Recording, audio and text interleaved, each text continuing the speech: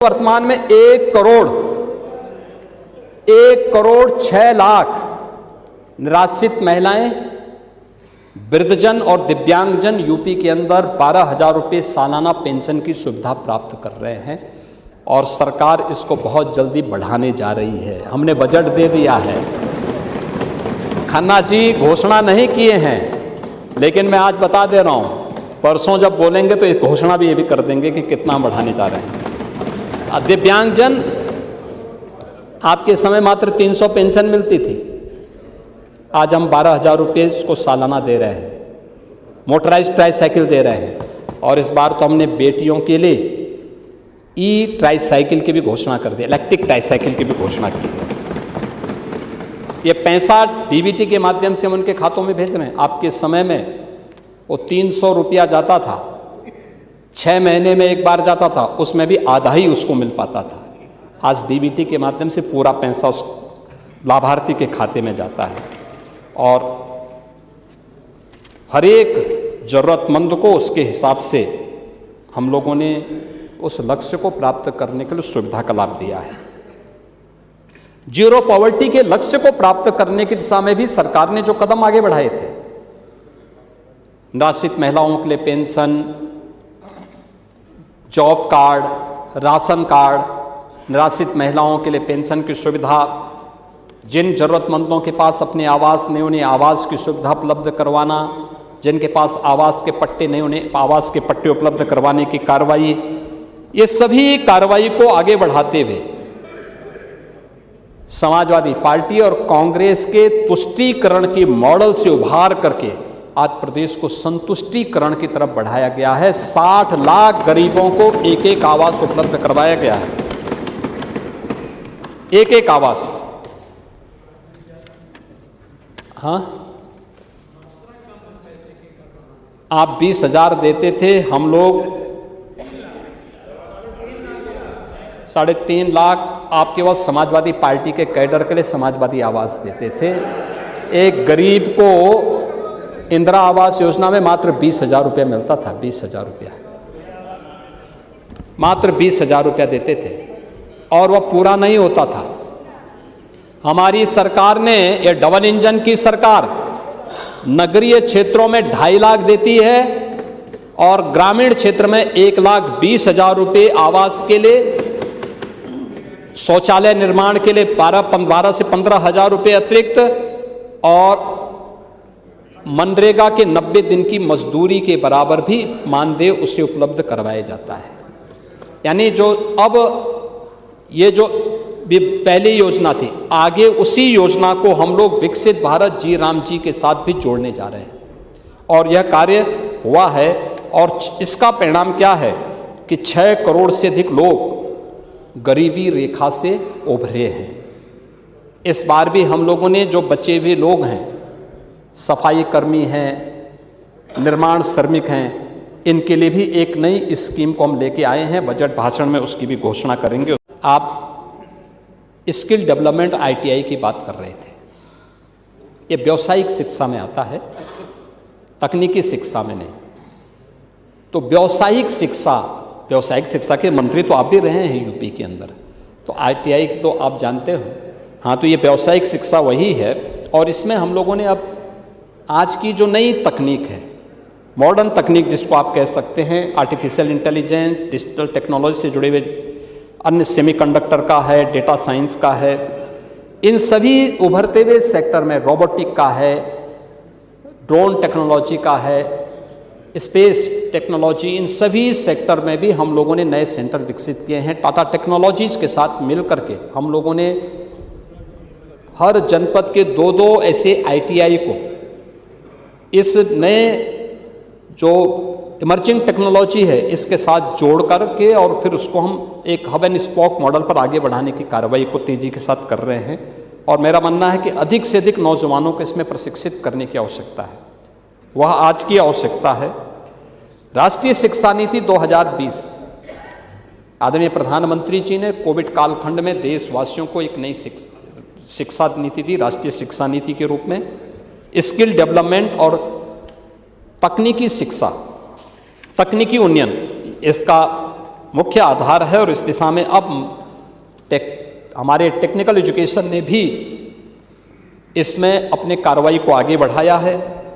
माध्यमिक शिक्षा के भी हर जनपद के पहले चरण में हम लोग गवर्नमेंट कॉलेजेज हैं उनको इन सभी कोर्सेज के साथ जोड़ रहे हैं, जिसमें इमर्जिंग टेक्नोलॉजी के साथ हम उनको सशक्त बना सकते हैं और उसके माध्यम से उनको डाटा उपयोग करने के लिए इंटरनेट की फैसिलिटी उपलब्ध करवाने के लिए भी हम एक कार्य कर रहे हैं। और युवाओं को स्वावलंबन की ओर अग्रसर करने के लिए सीएम युवा उद्यमी स्कीम जैसी योजनाएं भी हम लोगों ने लागू की हैं। आपको याद होगा कि 24 जनवरी 2024 को हमने इसको लॉन्च किया था और अब तक 1,10,000 नौजवानों को इस योजना के माध्यम से मार्जिन मनी 10% देते हुए interest free, guarantee free loan उपलब्ध किया जा चुका है। हाँ, इसकी योजना का जो सबसे महत्वपूर्ण पहलू है वह ये है कि उसमें उन नौजवानों को चयन और उनका प्रशिक्षण आवश्यक है और तभी वो सफल हो सकता है। इसमें नौजवान रुचि ले रहे हैं, ये नए उद्यमी बन रहे हैं। ऐसी स्कीम हम लोगों ने महिला उद्यमियों के लिए की है। बजट भाषण में उसकी चर्चा होगी, हम उसको आगे बढ़ाने का काम करेंगे। महोदय, skill India, startup India, standup India, इन सब को प्रभावी ढंग से आज प्रदेश के अंदर लागू करने में हमें सफलता प्राप्त की है। 20,000 से अधिक हमारे पास स्टार्टअप यूपी के अंदर वर्तमान में काम कर रहे हैं। 76 इंक्यूबेटर्स हैं, 7 हमारे पास सेंटर ऑफ एक्सीलेंस हैं और 8 यूनिकॉर्न उत्तर प्रदेश के युवा नेतृत्व और इनोवेशन की ताकत को आज प्रदर्शित कर रहा है। आज इन सभी प्रयासों में का परिणाम क्या है? जो युवाओं को प्रदेश के अंदर, आज जो आप पलायन की बात कर रहे थे ना, पलायन इसलिए था क्योंकि यहाँ रोजगार नहीं था, कर्फ्यू था। कर्फ्यू और क्राइम से यूपी मुक्त हुआ। परिणाम क्या हुआ कि यूपी के अंदर एम्प्लॉयमेंट आया, यूपी के अंदर इन्वेस्टमेंट आया। यूपी आज इमर्जिंग टेक्नोलॉजी के फैब यूनिट के बारे में कोई सोचता था, आज यूपी के अंदर लगने जा रही है। आपने बजट भाषण में सुना होगा, देखा होगा, जब खन्ना जी ने यहां पे यूपी डाटा अथॉरिटी की बात की, जब वे अपने बजट भाषण में इस बात का उल्लेख कर रहे थे कि डाटा सेंटर क्लस्टर की स्थापना करेंगे। अगर हमें आर्टिफिशियल इंटेलिजेंस के सेक्टर में आगे बढ़ना है तो डाटा सेंटर क्लस्टर उसकी पहली जरूरत पड़ेगी। आज यूपी उस दिशा में काम कर रहा है, उसको लीड कर रहा है देश में। ऐसा नहीं कि हम पीछे हों, देश के अंदर अगणित 3 राज्य होंगे, उनमें यूपी एक राज्य है। आज वह यूपी है, पिछले 9 वर्ष के अंदर बदला है। आज परिणाम क्या है? जो 19% बेरोजगारी की दर थी समाजवादी पार्टी की सरकार के समय, आज वह 2.24% तक रह गई है। ये परिणाम है यूपी के अंदर। आपको विश्वास नहीं होगा, इसलिए नहीं होगा क्योंकि आप लोगों ने किया नहीं, तो आपको सब यही लगता होगा। देखो, कूप मंडूप इसी को कहते हैं। कुएं के मेंढक को अगर हम लोग समुद्र में फेंक देंगे ना तो उसको विश्वास ही नहीं होगा कि समुद्र क्या है। और स्वामी विवेकानंद चर्चा करते हैं ना कि समुद्र का मेंढक एक बार कुएं में गिरा तो कुएं के मेंढक से पूछा, कुएं के मेंढक ने उससे पूछा, कहा कहां से आए हो? उसने कहा समुद्र से। कहा ये क्या होता है? कहा बहुत बड़ा होता है। कहा कितना बड़ा? उसने छलांग लगाई इस कोने से उस कोने तक। कहा इससे इतना बड़ा? उसने कहा इससे बड़ा। उसने एक और बड़ी छलांग लगाई। अब कुएं के अंदर कितनी बड़ी छलांग लगाएगा? तो उसने कहा इससे बड़ा? कहा कि नहीं उससे बड़ा, उससे भी बड़ा। कहा तो झूठ बोल रहा है। उसने कहा भी एक बार, अब मैं कैसे बोलूं, तो मैं तो यहाँ गिरा हुआ हूँ, कैसे बोलूं? तो यही स्थिति उस कूप मंडूप की तरह आप लोगों की स्थिति हो गई कि आप लोगों ने अपने समय तो किया नहीं। अब कोई, जब ये सरकार डबल इंजन की सरकार कर रही है तो आप लोगों को ये बुरा लग रहा है और विश्वास भी नहीं होगा, क्योंकि किया नहीं, करने का अभ्यास ही नहीं। क्योंकि करने के लिए तो व्यक्ति के लिए फुर्सत चाहिए। शहर से गांव तक हर गांव में खेल का मैदान हो, हर ब्लॉक स्तर पर मिनी स्टेडियम हो, ब्लॉक स्तर पर स्टेडियम का निर्माण हो।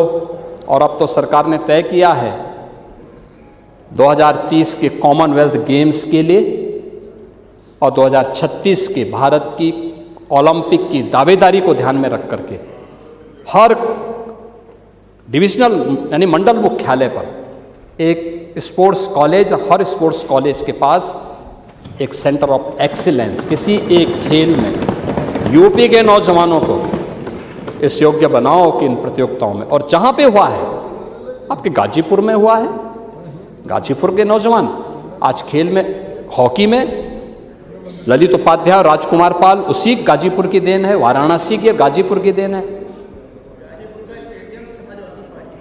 समाजवादी पार्टी के समय नहीं हुआ, पैसा उन्हीं यादव ने दिया है, उन्होंने दिया है। मैं क्या कर रहा हूं, आप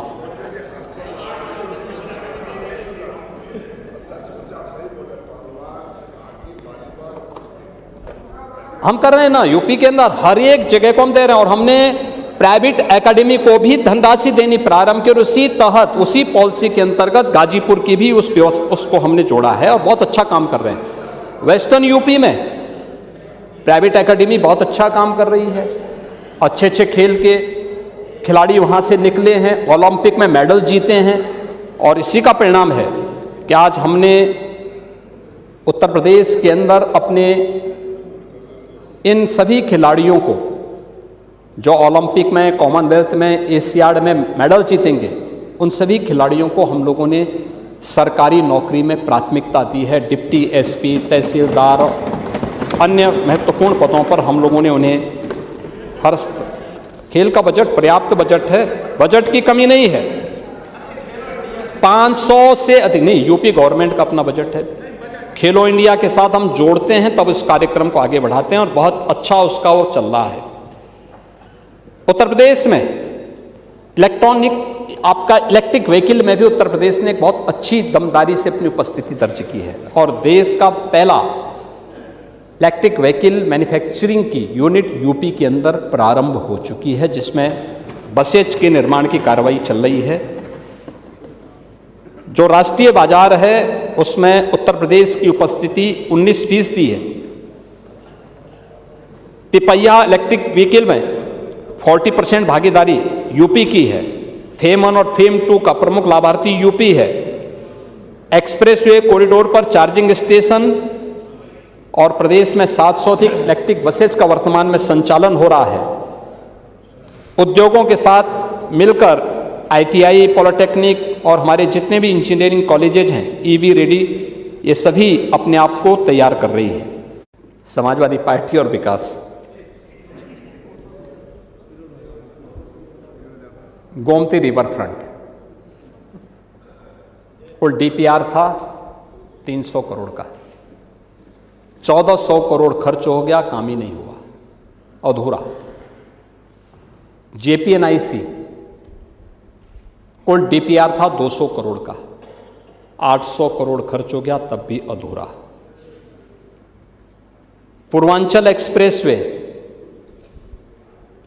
पूर्वांचल एक्सप्रेसवे लैंड ली ही नहीं, टेंडर अवार्ड हो गए। टेंडर अवार्ड होने के साथ ही हम लोगों ने जब देखा कितने का है, तो उस समय नई सरकार आई थी, हम लोग इस बात को मानते थे कि टेंडर ठीक ढंग से और पारदर्शी तरीके से संपन्न हुए होंगे। हम लोग ये मानते थे प्रोग्रेस हो रही होगी। 6 महीने के बाद जब मैंने इसका रिव्यू किया, भाई क्या प्रोग्रेस है, क्या स्थिति है, पता लगा जीरो। क्यों जीरो है? लैंड ही नहीं है। हम लोगों ने लैंड एक्वायर किया, कार्रवाई आगे बढ़ाई, टेंडर निरस्त किए। टेंडर निरस्त करने के बाद जब हम लोगों ने 2 वर्ष के बाद टेंडर किए तो ठीक 15,200 करोड़ रुपए का टेंडर आया। हम बहुत चक थे, मैंने पूछा भी पहले कितना आया था, बताया गया 15,200। तो मैंने कहा 15,200 2 वर्ष पहले भी, 2 वर्ष के बाद 15,200 क्यों, क्या कारण है? तो मैंने पूछा उस समय कि भाई क्या फाइनेंशियल और टेक्निकल बिड एक साथ मंगाई गई? कहा नहीं साहब, अलग अलग। मैंने कहा इसको निरस्त करो, एक साथ मंगाओ, इसको और रिलैक्स करो। उसको रिलैक्स किया गया। हमने 110 मीटर चौड़े एक्सप्रेसवे को 120 मीटर चौड़ा करने के लिए प्रस्ताव रखा, क्योंकि सेमी बुलेट ट्रेन को हम वहीं से चलाएंगे।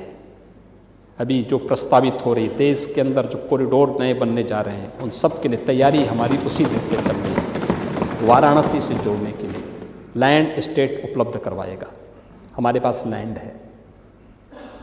लेकिन जब हमने कहा कि मंगाओ, अलग अलग नहीं, एक साथ मंगाओ, तो 15,200 करोड़ का वो टेंडर जो इन्होंने किया था 2 वर्ष पहले से, दिसंबर 2016 में जो अवार्ड किया था, वही 18 में जब उसी के टेंडर हुए थे, वो 11,800 करोड़ का आया।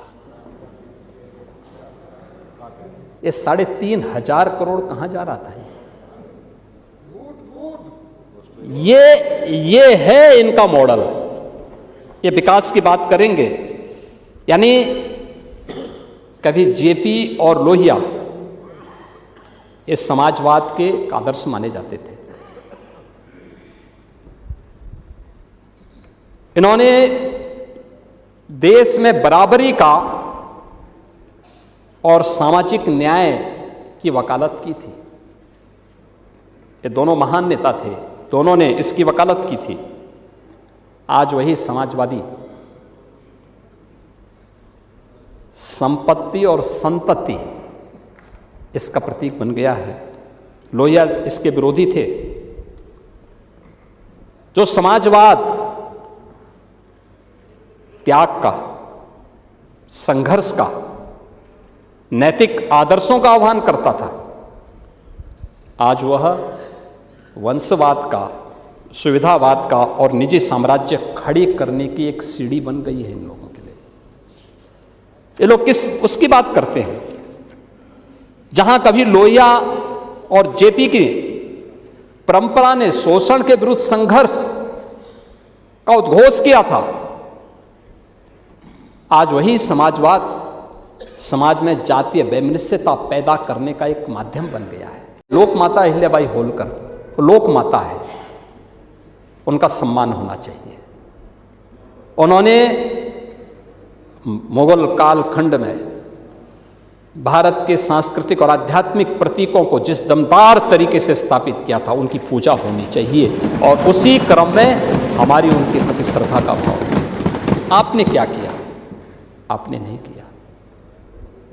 मैंने राजूपाल की हत्या का मुद्दा इसलिए उठाया, उमेश पाल की हत्या का मुद्दा इसलिए उठाया क्योंकि उन माफियाओं को गले आप लोगों ने लगाया था और उन माफियाज ने हमें आंखें दिखाने का प्रयास किया, तो उसकी दुष्परिणाम को भी उन लोगों ने भुगता है। हर गरीब को जीने का अधिकार मिलना चाहिए, बिना भेदभाव के उनका हक उसको मिलना चाहिए। लेकिन जातीय वैमनस्यता इस समाज के हित में नहीं, देश के हित में नहीं है। ये देश गुलाम क्यों हुआ? इसी जातीय वैमनस्यता के कारण, इसी के कारण हुआ है। और उन जातियों को आपस में लड़ाने का काम, लेकिन तुष्टीकरण के नाम पर आक्रांताओं को महिमामंडन करना आज इस समाजवादी आंदोलन का मुख्य धंधा बन गया है। कब रंग बदल दे कोई भरोसा नहीं होता। यानी गिरगिट भी आज पश्चाताप करेगा कि समाजवादी मुझसे भी आगे निकल गए हैं। और इसीलिए अब यूपी के अंदर आज तो हमारे यहां एक्सप्रेस वे, यूपी देश के अंदर 55% एक्सप्रेस वे का प्रदेश है यूपी। देश का सबसे बड़ा रेल नेटवर्क यूपी के पास, देश का सबसे बड़ा एयर कनेक्टिविटी के लिए एयरपोर्ट्स यूपी के पास, देश की पहली रैपिड रेल यूपी के पास, देश की पहली इनलैंड वाटरवे यूपी के पास और देश का पहला रोपवे जो सिटी को जोड़ रहा है वह यूपी के पास है। मेट्रो देश के अंदर सर्वाधिक सिटी में यूपी के अंदर चल रहा है। खन्ना जी ने अपने बजट भाषण में 4 कहा, लेकिन 4 नहीं है। यूपी के अंदर 6 सिटी मेट्रो के साथ वर्तमान में जुड़ी हुई है और 6 ही नहीं, 7वां सिटी प्रधानमंत्री जी के लोकार्पण के बाद मेरठ भी हो जाएगा। देश के अंदर कहीं कोई इतनी इस संख्या में नहीं है। ईस्टर्न एंड वेस्टर्न रोपवे वहाँ इसलिए चलाया जा रहा है। रोपवे पौराणिक सिटी है। हाँ, वो भी चल रहा है। अभी हम कनेक्टिविटी दे रहे हैं, थोड़ा देने दीजिए ना, इंतजार करिए, अभी इंतजार करिए। Eastern and western freight corridor, इसका जंक्शन भी यानी लॉजिस्टिक का भी एक बड़ा केंद्र अब यूपी बनने जा रहा है। और इसी के साथ हम लोग जो हमारे इनलैंड वाटरवे हैं, इसमें मल्टी मॉडल टर्मिनल की स्थापना, ये भी यूपी के अंदर अलग अलग स्थानों पर ये यूपी के अंदर हो रहा है। यूपी के किसानों की सब्जियां, इनके खाद्यान्न को वैश्विक बाजार में पहुंचाने में हमें मदद मिलेगी। और अब हमारा जेवर का एयरपोर्ट भी तैयार हो गया है। उत्तर प्रदेश का 5वां इंटरनेशनल एयरपोर्ट है। यह भारत का सबसे बड़ा एयरपोर्ट बनने जा रहा है, सबसे बड़ा एयरपोर्ट। यानी एयरपोर्ट कैसे होना चाहिए? 12,000 एकड़ लैंड में वो एयरपोर्ट बन रहा है। 12,000 एकड़ लैंड, 5 रनवे होंगे। यह कार्य यूपी के अंदर आज चल रहा है। 16 एयरपोर्ट हमारे संचालित हैं। 5 पे हम काम कर रहे हैं। और जेवर इंटरनेशनल एयरपोर्ट अब इसमें MRO, एक्सप्रेसवे के किनारे एविएशन आधारित इंडस्ट्रियल क्लस्टर, ये सभी चीज़ें, डिफेंस मैन्युफैक्चरिंग का कार्य, ये सभी चीज़ें आज यूपी तेज़ी के साथ आगे बढ़ रहा है। यूपी के अंदर आपने कहा कि मुख्यमंत्री कंपोजिट विद्यालय, यूपी के अंदर एक मॉडल है। ये आप लोग गरीबों के लिए नहीं कर पाए, कुछ निराश्रित बच्चों के लिए नहीं कर पाए। अगर इसका नमूना देखना है, आप चाहिए अटल आवासीय विद्यालय को देखने के लिए। बिना भेदभाव के हर जाति, हर मत, हर मजहब के बच्चे हैं। क्या प्रतिभा है उनके, क्या चमक है उनके चेहरों पर। उन बच्चों को जाके देखो ना, ये यूपी की प्रतिभा है, जिसको कल तक पैर में जूते नहीं थे, पहनने के लिए कपड़े नहीं थे, आज वर्ल्ड क्लास इंफ्रास्ट्रक्चर से बने हुए अटल आवासीय विद्यालयों में अध्ययन कर रहे हैं। 10,000 बच्चे एक साथ उत्तर प्रदेश के इन विद्यालयों में वर्तमान में अध्ययन कर रहे हैं। उसी तर्ज पर हर जिले में 2-2 CM कंपोजिट विद्यालय हम लोगों ने पहले चरण में दे दिए हैं। और हम इस श्रृंखला को वहीं तक सीमित नहीं रख रहे हैं, इसको हम नीचे स्तर पर, न्याय पंचायत स्तर पर ले जाना चाहते हैं। न्याय पंचायत स्तर पर इसलिए हम चाहते हैं वहाँ मिले बच्चों के लिए केवल विद्यालय नहीं होना चाहिए, खेल का मैदान भी होना चाहिए, स्किल डेवलपमेंट के सेंटर भी होने चाहिए, उनके लिए अन्य सुविधाएं भी होनी चाहिए। ये व्यक्ति के नाम पे नहीं है, ये मुख्यमंत्री के नाम पे है। मुख्यमंत्री कोई भी होगा, ये कोई व्यक्ति का नाम नहीं है, ये पदेन है। हाँ, अटल आवासीय विद्यालय ही है। उसी तर्ज पर हम लोगों ने CM कंपोजिट विद्यालय बनाए हैं। ये यानी डे स्कूल होंगे। ये अटल आवासीय विद्यालय ये निराश्रित बच्चों के लिए और BOC बोर्ड के जो श्रमिक हैं, निर्माण श्रमिक हैं, उनके बच्चों के लिए हम लोगों ने बनाए हैं। क्योंकि वे लोग काम करते हैं, खानाबदोश ज़िंदगी जैसे जीते हैं, आज इस सिटी में, कल वहाँ तो बच्चे नहीं पढ़ पाते थे, उनके बच्चों को वहाँ ला करके पढ़ाया जा रहा है। और अच्छे हमने वहाँ पे शिक्षक रखे हैं, ये सभी कार्य वहाँ पर हो रहे हैं। इसी तर्ज पर आज CM कंपोजिट विद्यालय माध्यमिक विद्यालयों में आज उत्तर प्रदेश के अंदर कार्य हो रहा है। समाजवादी पार्टी बार बार एक झूठ को दोहराने का प्रयास करती है अनावश्यक रूप से, यानी जो मुद्दा नहीं था उसको जानबूझ करके मुद्दा बना करके और उसके माध्यम से जो चीज़ें प्रयास किया गया। मैं कहता हूं, क्या हर व्यक्ति अपने लिए मुख्यमंत्री बनकर के प्रदेश के अंदर घूम जाएगा, कोई भी मंत्री का बोर्ड लगा करके घूम जाएगा, कोई भी समाजवादी पार्टी का राष्ट्रीय अध्यक्ष बनकर के कोई घूम जाएगा। एक सिस्टम है, एक व्यवस्था है। भारत के सनातन धर्म की भी यही व्यवस्थाएं हैं। शंकराचार्य का पद भारत की सनातन धर्म में सर्वोच्च और सम्मानित पद माना जाता है, बहुत पवित्र माना जाता है। इस सदन की व्यवस्था आप देखते होंगे, परंपरा से और नियमों से संचालित होता है। माघ मेला है, मौनी अमावस्या के दिन 4.5 करोड़ श्रद्धालु आया है। सबके लिए एक व्यवस्था बनाई गई है और कानून तो सबके लिए बराबर होता है। मेरे लिए कोई अलग कानून नहीं। अगर मैं अपराध करूंगा तो उसी कानून से मैं भी देखा जाऊंगा, जिस कानून से कॉमन मैन देखा जाएगा। मुख्यमंत्री का पद किसी कानून से ऊपर नहीं हो सकता, कोई व्यक्ति किसी कानून से ऊपर नहीं हो सकता। हम भारत के संवैधानिक व्यवस्था से जुड़े हुए लोग हैं और मेरा मानना है भारत के हर नागरिक को भारत के इस कानून को मानना चाहिए। भारत के अंदर शंकराचार्य की पवित्र परंपरा, जगत गुरु शंकराचार्य ने देश के अंदर 4 कोनों में 4 पीठों की स्थापना की। उत्तर में ज्योतिष पीठ की स्थापना, दक्षिण में श्रृंगेरी, पूरब में जगन्नाथपुरी, पश्चिम में द्वारिकापुरी। 4 पीठों के 4 वेद हैं, ऋग्वेद, यजुर्वेद, सामवेद और अथर्ववेद। इन सब के अपने मंत्र हैं।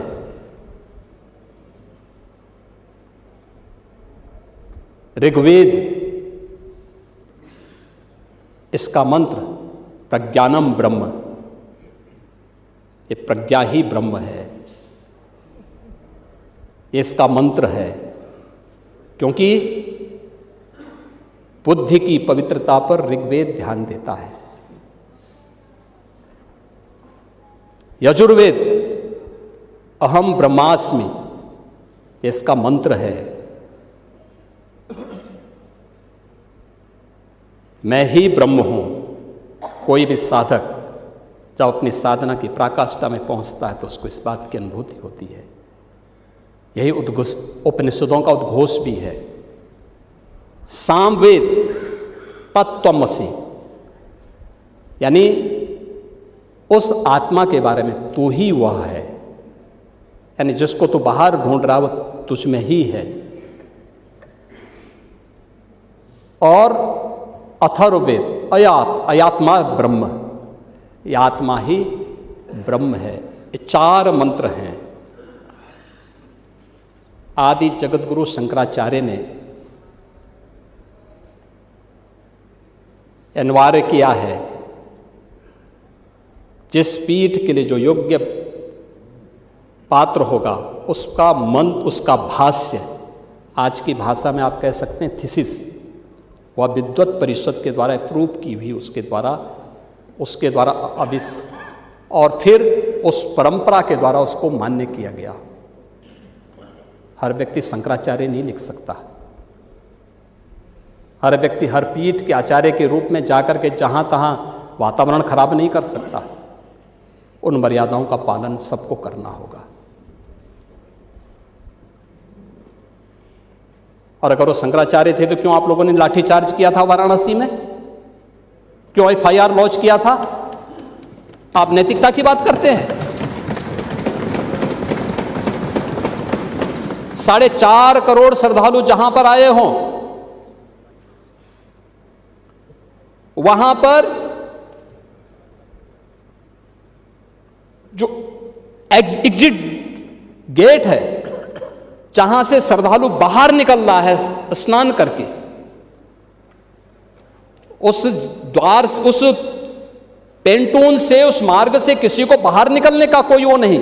क्योंकि उससे अंदर जाने का कोई प्रयास करता है तो एक नए स्टैम्पेड को जन्म देता है, वहां पे नए भगदड़ को जन्म देता है, श्रद्धालुओं के जीवन के साथ खिलवाड़ करता है।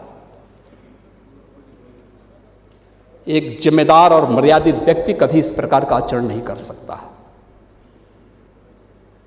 कभी नहीं कर सकता।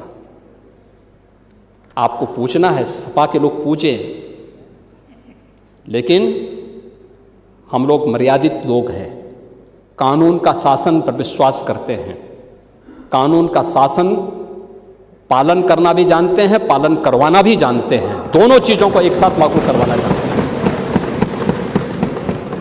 लेकिन इसके नाम पे गुमराह करना बंद करिए। आप लोग हर एक सेक्टर में गुमराह कर रहे हैं। किस रूप में गुमराह कर रहे हैं और गुमराह करने के आपके तौर तरीके किस रूप में हैं, हमें भौचक होता है। आप लोग सदन की कार्रवाई को भंग करते हैं, यानी एसआईआर की कार्रवाई चल रही है भारत निर्वाचन आयोग के मार्गदर्शन में, ये लोग विरोध करते हैं, विरोध करते हैं कि एसआईआर की कार्रवाई नहीं होनी चाहिए। उत्तर प्रदेश के अंदर अब तक ईएसडी जो अब तक आंकड़े जारी किए हैं भारत निर्वाचन आयोग ने, एब्सेंट, शिफ्टिंग एंड डेथ, इनमें 2,88,00,000 से अधिक लोग सामने नहीं आए हैं जिन्होंने एसआईआर का फॉर्म नहीं भरा है। इनमें से 46,23,000 तो केवल मृतक हैं जिनके नाम पे लोग वोट डालते थे। 1,39,00,000 ये वे हैं जो परमानेंटली शिफ्टेड हैं, उनके नाम पे लोग वोट डालते थे। 25,47,000 डुप्लीकेट हैं। लगभग 80 लाख ये एब्सेंट है, यानी इसका मतलब वो है ही नहीं, या उनको जबरदस्ती नाम बना करके बढ़ा करके कर दिया गया, और बाकी कुछ अन्य श्रेणी के हैं। 2,88,00,000 अब तक आए हैं। दूसरा, फॉर्म 7 कोई भी किसी के नाम पे अगर देता है, भारत निर्वाचन आयोग उसका वेरिफिकेशन करा रहा है। अगर कोई फिजिकली प्रस्तुत हो रहा है कि साहब ये फॉर्म 7 गलत है, मैं हूं, तो फॉर्म 7 वहीं पे रिजेक्ट हो रहा है।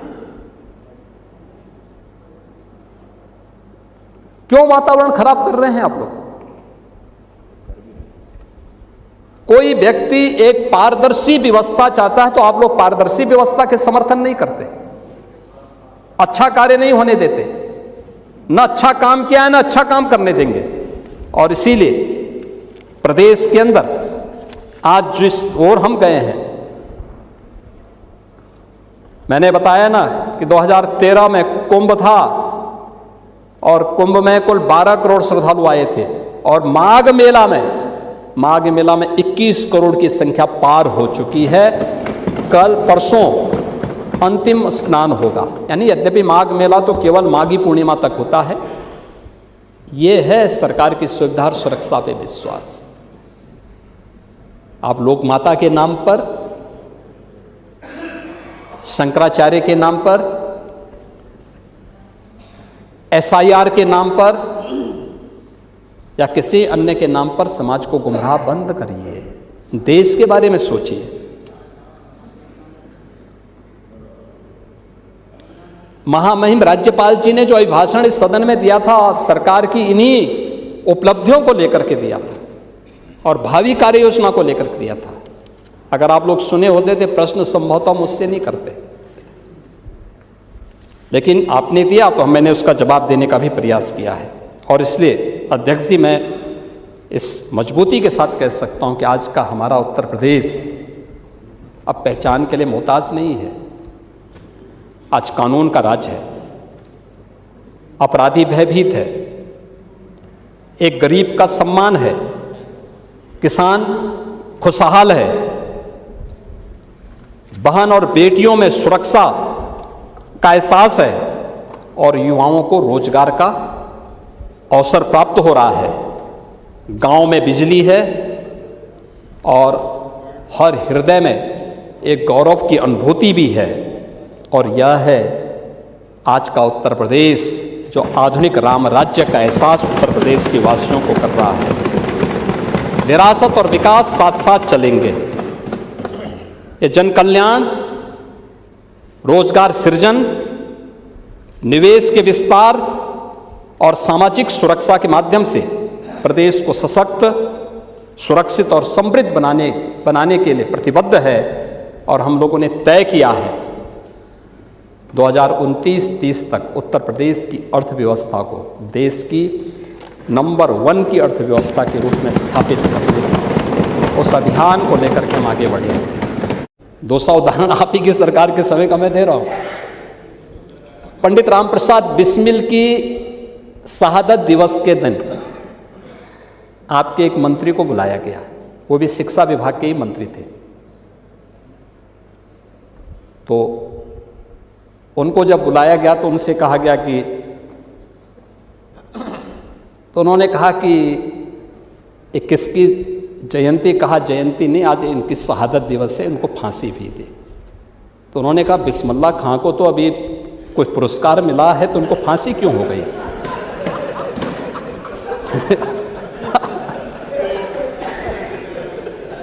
इनके शिक्षा मंत्री इनकी सरकार में जब ये अंधेर नगरी चौपट राजा, यही तो कहते हैं, इसी को कहते हैं। वो कहते हैं कि बिस्मिल्लाह खां को तो अभी पुरस्कार कोई मिला था और उनको फांसी क्यों हो गई है? उनसे कहा गया कि अच्छा वो मंच पे भी गए, तो मंच पे भी उन्होंने कहा कि बिस्मिल्लाह खां को जो है पता नहीं क्यों फांसी दे दी गई। और तो नीचे से एक सज्जन ने कहा कि साहब ये बिस्मिल्लाह खां ने, ये पंडित राम प्रसाद बिस्मिल हैं, कहा कि तू जरूर भाजपाई होगा, भाग हमारे कार्यक्रम से। ये इनकी सरकार को।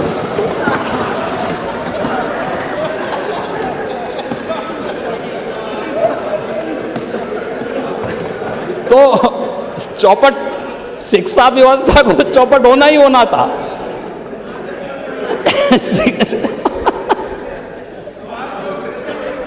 शिक्षा तो चौपट होती ही होती। जहां अधिकारी मंत्री को नहीं जान पा रहा है और बिस्मिल्लाह खां और राम प्रसाद बिस्मिल में अंतर आपका शिक्षा मंत्री नहीं महसूस कर रहा था, तो उसको तो चौपट होना ही होना था। तो वहां बच्चे नकल नहीं करते तो क्या करते? वहां नकल नहीं करते तो क्या करते? और यही आप कर रहे थे उत्तर प्रदेश के अंदर। महर्षि वेदव्यास ने कहा था,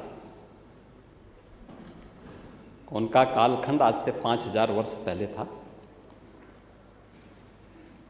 और सचमुच जब 5000 वर्ष पहले की हम बात कर रहे हैं, यानी तब भारत में दुनिया की एक विकसित सभ्यता थी। यानी आज की दुनिया जब सभ्यता की बात कर रही है, और जब आज की दुनिया सभ्यता की बात कर रही थी, तब भारत दुनिया को दिशा दिखा रहा था, राह दिखा रहा था। और 5000 वर्ष पहले महर्षि वेदव्यास ने कहा था कि नास्ति मातृ समा छाया, नास्ति मातृ समा गति, नास्ति मातृ समम त्राण, नास्ति मातृ समा प्रिया। यानी मां के समान कोई छाया नहीं, मां के समान कोई सहारा नहीं, मां के समान कोई रक्षक नहीं, और मां के समान कोई प्रिय भी नहीं। हमारे भारत के सनातन धर्म की परंपरा में माँ की उम्र के या अपने से बड़ी उम्र की हर महिला को मातृ के समान सम्मान देने का विधान है। और किस प्रकार का आचरण आप लोगों का इस सदन में माननीय राज्यपाल जी के अभिभाषण के दौरान था, और आप सनातन की बात कर रहे थे, ये मुझे इस बात को लेकर के या तो हो सकता है आप इसीलिए सदन में उपस्थित नहीं हुए थे क्योंकि आपके नियंत्रण से बाहर समाजवादी पार्टी के सदस्य रहे होंगे, इसलिए आपने कहा होगा कि अब इन उच्छृंखलों के बीच में रहने से अच्छा है कि हमें स्वयं बाहर रहूं। लेकिन आचरण जो भी था वो अच्छा नहीं था। अचानक प्रदेश का परसेप्शन खराब नहीं हुआ था, अचानक नहीं हुआ था, यही आचरण था जिस आचरण से बिटिया घबराती थी और व्यापारिक कारोबार समेटता था। उसकी एक झलक अभिभाषण के दौरान भी यहाँ पर देखने को मिल रही थी और वह किसी भी स्थिति में मुझे नहीं लगता है कि प्रदेश का कोई भी व्यक्ति उसको स्वीकारेगा। आपकी बात व्यवहारिक थी और आप व्यवहारिक बात बोलने का प्रयास भी करते हैं। अलग विषय है कि आपके हाथ बंधे हुए हैं, लेकिन आपकी बातों को सुनकर के मुझे ये चीज़ें लग रही थी। मैं आपकी सभी बातों का जवाब भी दूंगा। और जो गालिब ने भी कहा था कि गालिब उम्र भर में ये भूल करता रहा, धूल चेहरे पर थी और आईना साफ करता रहा। समाजवादी पार्टी के और मुख्य विपक्षी दलों के इस आचरण के कारण उत्तर प्रदेश का पूरा सदन अपने आप को आहत महसूस कर रहा था। आहत इसलिए महसूस कर रहा था क्योंकि ये अच्छी बात है कि पिछले 9 वर्षों के दौरान बहुत कम समय ऐसा था कि जब सदन की कार्रवाई बाधित हुई। ज़्यादातर समय में लोगों ने रुचि ली है और अपनी बात को प्रभावी ढंग से सदन में रखा है और मंत्रियों ने उसका जवाब दिया है, अन्यथा उसका संज्ञान जरूर लिया है। विकास के मुद्दे हों, सुरक्षा के मुद्दे हों, वेलफेयर के मुद्दे हों, ये बिना भेदभाव के सरकार ने समाज के प्रत्येक तबके के लिए दिया। महामहिम राज्यपाल ने जो अपनी बातें इसमें रखी थी, 2-3 बातें उसमें प्रमुख रूप से थी कि 6 करोड़ से अधिक की आबादी को पिछले 8 वर्ष के अंदर सरकार के द्वारा किए गए सतत प्रयास से, डबल इंजन सरकार के द्वारा उन्हें बहुआयामी गरीबी की रेखा से ऊपर किया गया है।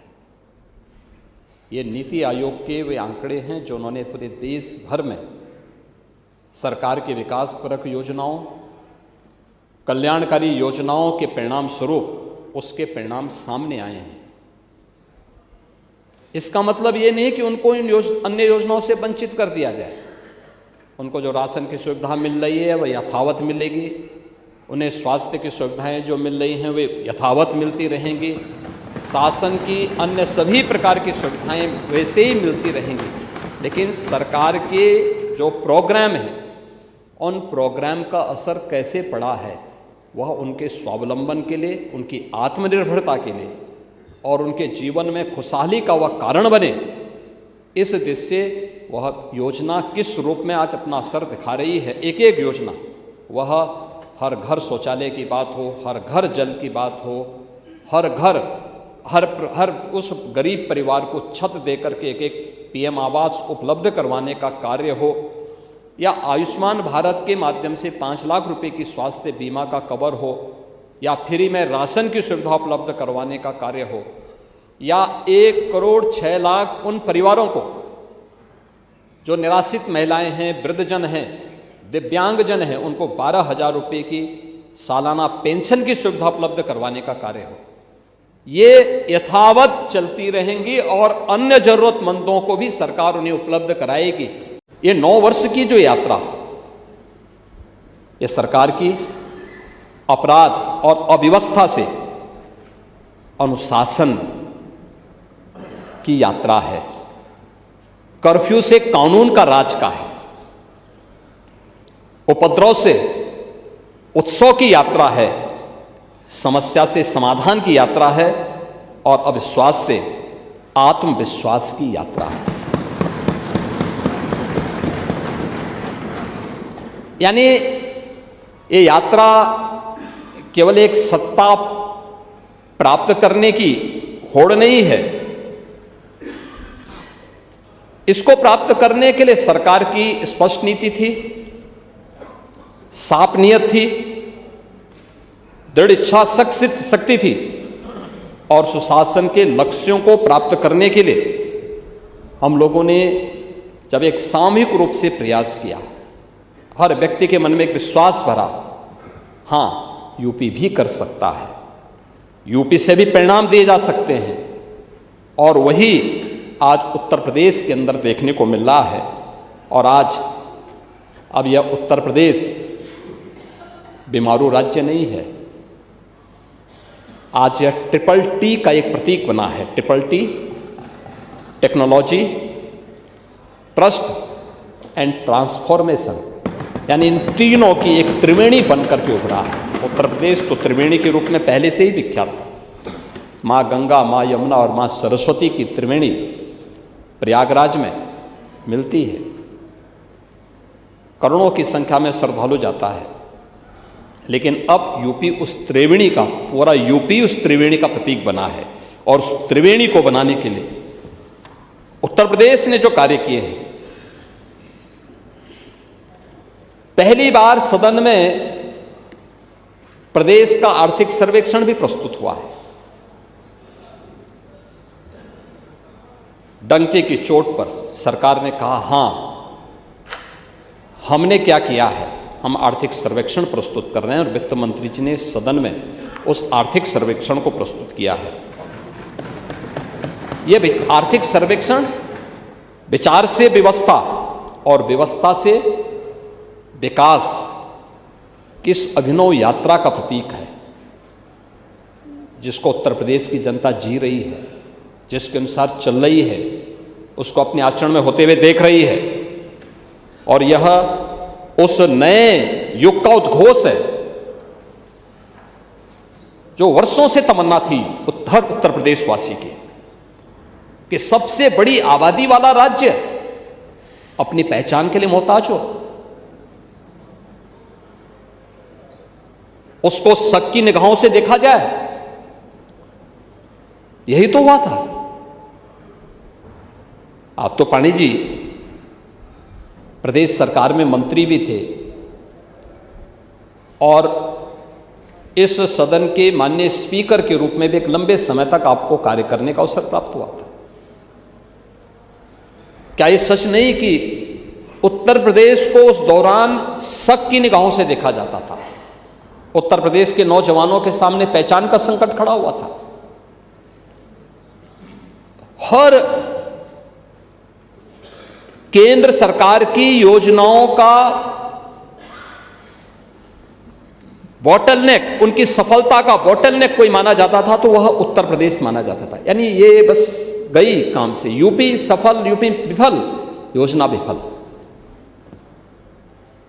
यही होता था।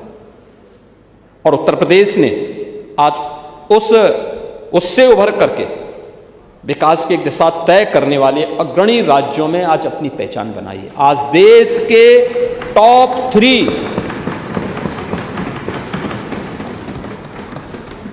अर्थव्यवस्था, उनमें से यूपी एक है। अब यूपी को कोई बीमारू नहीं कहता है। अब उत्तर प्रदेश भारत की इकोनॉमी का एक ब्रेक थ्रू बना है, भारत के विकास का अग्रिम इंजन बन करके उसको लीड कर रहा है। लेकिन जो 17 के पहले थी, नीतिगत उदासीनता थी, प्रशासनिक शिथिलता थी और विकास विरोधी सोच, इससे उभर करके प्रदेश ने पिछले 9 वर्ष में अनुशासन को, एक सुदृढ़ नेतृत्व को और स्पष्ट शासन दृष्टि के साथ विकास की अपनी एक नई परिभाषा गढ़ी है। एक नई परिभाषा के रूप में आज उत्तर प्रदेश आगे बढ़ा है और आज इसी का परिणाम है कि जो आर्थिक सर्वेक्षण आया है, इस सरकार की वेलफेयर की स्कीम के माध्यम से जो कार्य हो रहे हैं, जो रोजगार के सृजन हुए हैं, जो निवेश का विस्तार हुआ है, सामाजिक सुरक्षा के माध्यम से प्रदेश के अंदर प्रत्येक नागरिक को बिना भेदभाव के एक सशक्त, सुरक्षित और आत्मनिर्भर बनाने के निर्णायक कदम उठाए हैं, उसका परिणाम हम सबके सामने उस रूप में आज देखने को मिल रहे हैं।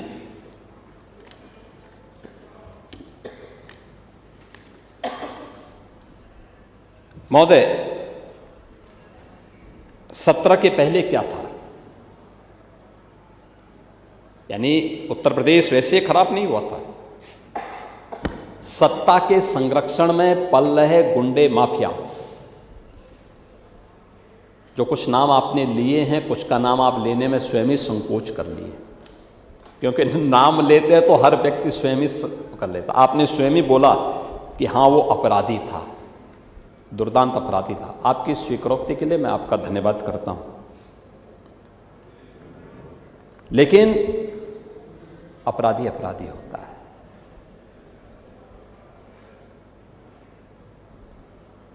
सरकार ने पहले दिन जीरो टॉलरेंस की नीति की बात कही थी और सरकार आज भी अपने जीरो टॉलरेंस की नीति के तहत ही चल रही है। अपराध कोई भी करेगा तो अपराध कानून उसको अपनी गिरफ्त में लेगा। सत्र के पहले क्या था? सत्ता के संरक्षण में पल रहे गुंडे और माफिया, ये समानांतर सरकार चला रहे थे। गुंडा टैक्स, अवैध वसूली, वन डिस्ट्रिक्ट वन माफिया की प्रवृत्ति को आगे बढ़ा रही थी। कानून चंद हाथों की जागीर बन चुकी थी। कर्फ्यू और दंगा आम बात हो गई थी। पर्व और त्योहार आस्था के नहीं, आशंका के पर्याय बन गए थे। अब आस्था की बात कर रहे थे भी, मैं आऊंगा उस पर भी। पुलिस का मनोबल टूटा हुआ था, न बेटी सुरक्षित थी और न व्यापारी ही सुरक्षित था। प्रदेश की छवि अराजकता और अस्थिरता का पर्याय थी। और आज उपद्रव नहीं, अब उत्सव प्रदेश है उत्तर प्रदेश, उत्सव प्रदेश। रिकॉर्ड पुलिस भर्तियां, महिला सशक्तिकरण की एक नई पारी, मॉडर्न पुलिसिंग, सुदृढ़ साइबर एवं फॉरेंसिक इंफ्रास्ट्रक्चर। जिस साइबर क्राइम की आप बात कर रहे थे, साइबर अपराध की आप बात कर रहे थे, उस पर भी हम चर्चा करेंगे। त्वरित और आपातकालीन सेवाएं, जो इंटीग्रेटेड हम लोगों ने यहां पे सेवाएं दी हैं, उसके बारे में, उसका विस्तार, और अपराध और अपराधियों के प्रति zero tolerance, rule of law, ये आज यूपी के अंदर देखने को मिलता है। सुदृढ़ कानून व्यवस्था ने उत्तर प्रदेश को फेयर जोन से एक फेद चेन में जोन में बदला है। अब भय का वातावरण नहीं है, अब लोगों के मन में आस्था है। हर जनपद में उत्तर प्रदेश का वासी जाता, आपके जनपद में भी जाते हैं, आस्था के साथ। अब भयभीत होकर के नहीं जाते।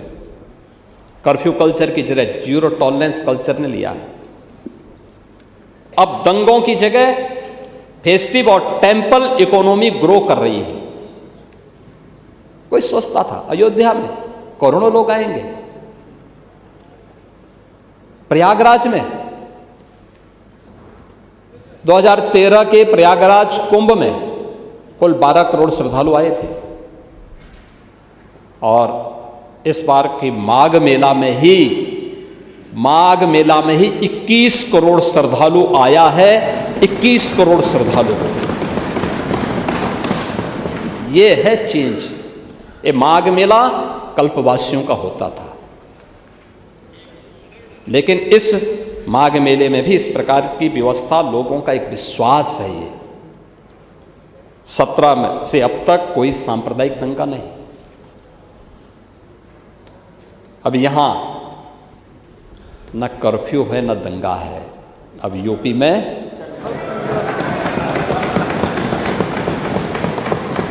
उत्तर प्रदेश में महिलाओं का सुरक्षा है, व्यापारियों को भयमुक्त वातावरण है। इन 8 वर्षों में 2,19,000 से अधिक पुलिस भर्ती हुई है। इसमें 20% महिलाओं को अनिवार्य रूप से किया है। यानी अगर उत्तर प्रदेश पुलिस बल में आप देखेंगे 17 के पहले कुल 10,000 महिला पुलिस कार्मिक थी, आज उनकी संख्या 44,000 है। 44,000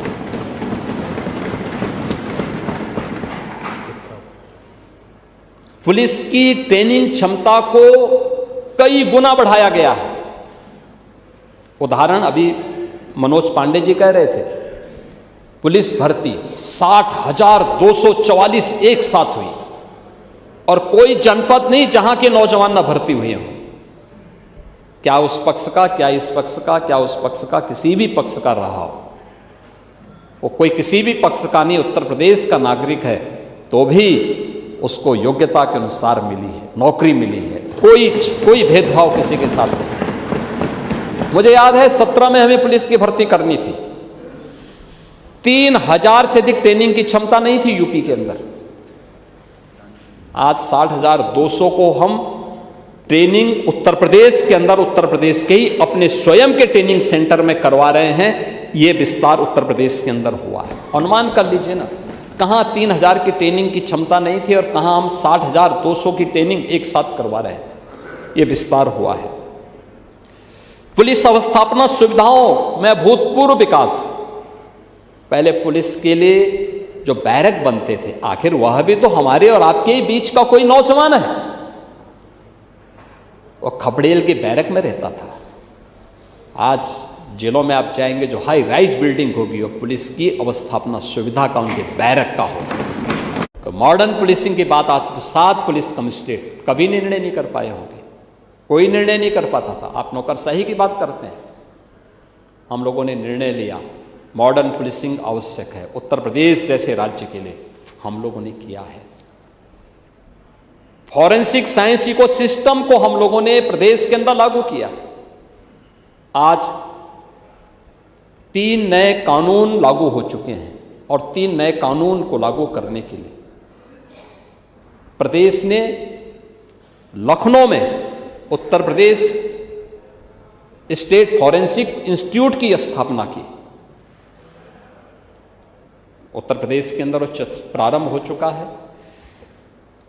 डिग्री, डिप्लोमा और सर्टिफिकेट कोर्सेज उससे प्रारंभ हो चुके हैं, प्रवेश हो रहे हैं, बिना भेदभाव के प्रवेश किए जा रहे हैं।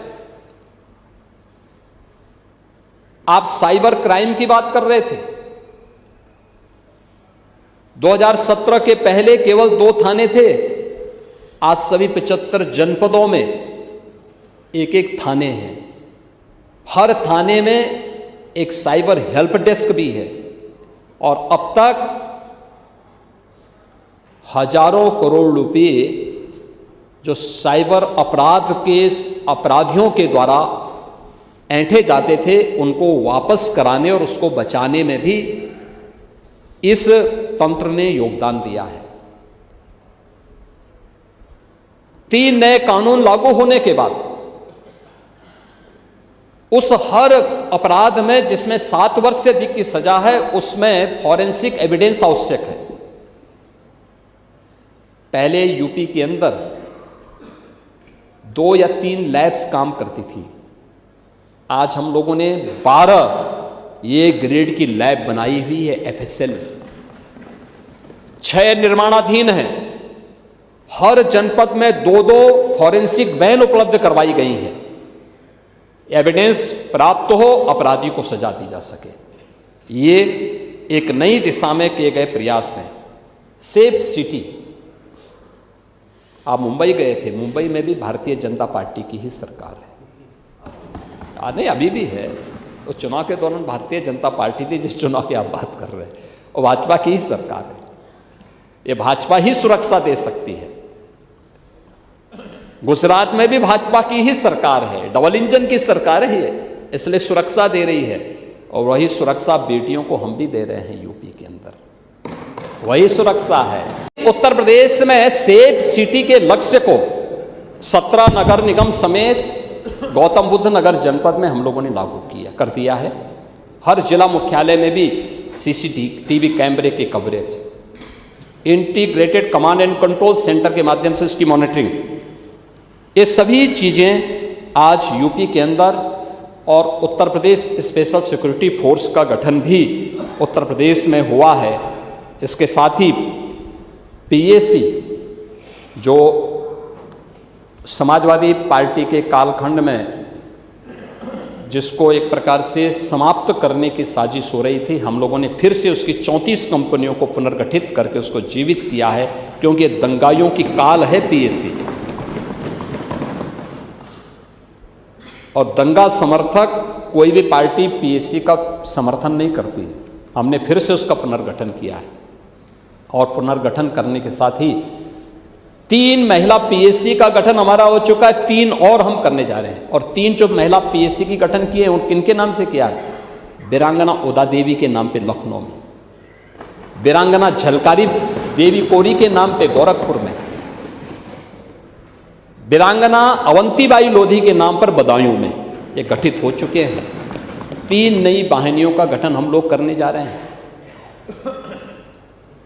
हम भौचक हैं कि आप लोग जानते हुए भी कैसी उसकी अनदेखी करते हैं और कैसे इन चीजों की बात करते हैं। मैं भौचक था।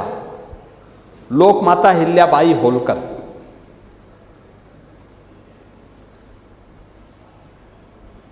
लोक माता अहिल्याबाई होलकर के 300वीं जयंती के कार्यक्रम को प्रधानमंत्री मोदी जी ने शुभारंभ किया पूरे देश के अंदर।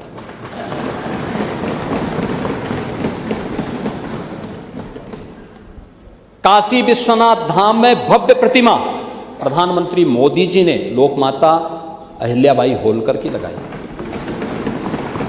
लोक माता अहिल्याबाई होलकर की 300वीं जयंती के अवसर पर, और यहाँ गवर्नमेंट मेडिकल कॉलेज का नामकरण लोक माता के नाम पर हो सके, यह काम भारतीय जनता पार्टी की, ये डबल इंजन की हमारी सरकार ने किया।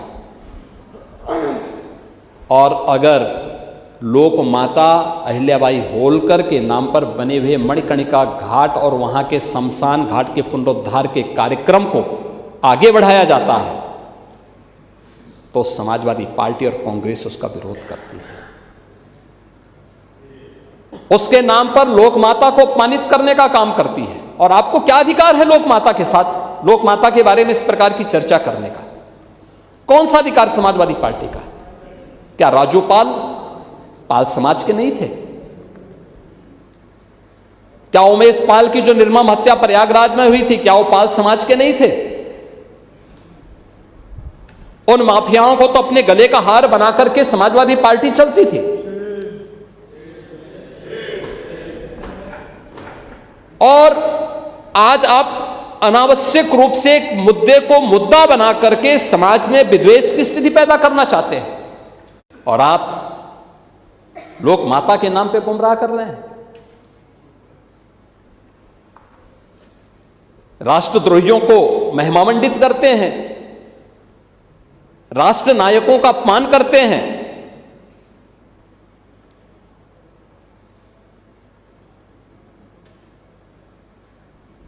गाजी के मेले का समर्थन करते हैं। गाजी के पाप का बदला कैसे लिया जाना चाहिए, महाराज सुहेलदेव के शौर्य से सीखिए।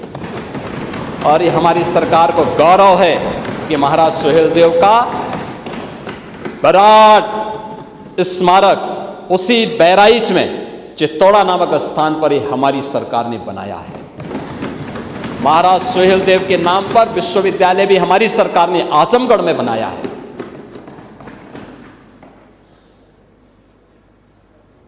अब अभी संजय निषाद की बात कर रहे थे। राम और निषाद राज की मैत्री क्या है?